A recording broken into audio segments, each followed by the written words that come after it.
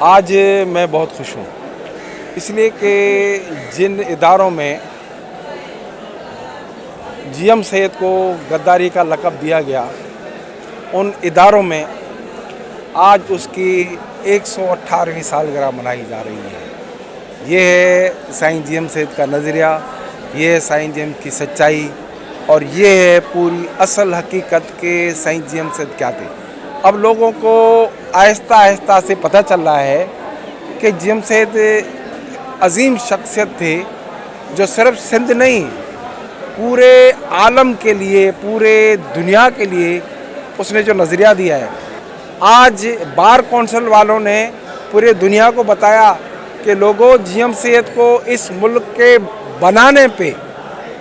اس ملک کو وجود میں لانے پہ غداری کے جو خطابات دیے گئے اور 32 سال قید جو اس نے کاٹی، تو آج دنیا یہ دیکھے کہ وہی ادارے جہاں پہ ان کو غدار کہا جاتا تھا، وہاں پہ آج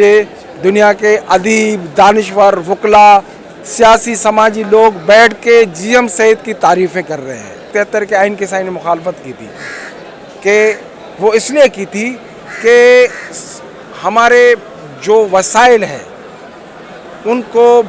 یعنی کہ سارے ان کو پنجاب کے حوالے کیے گئے، اور آج جو دنیا میں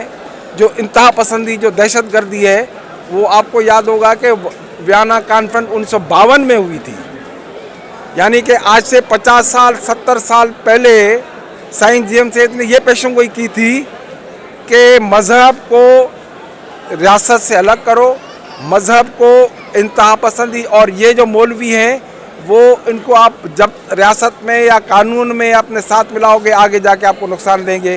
آج دیکھیں کہ کیسے کیسے واقعات ہو رہے ہیں کہ آپ کسی کو ذاتی انتقام لینے کے لیے مذہب کی آڑ لیتے ہو۔ آپ دیکھا ہوگا کہ مسیح کو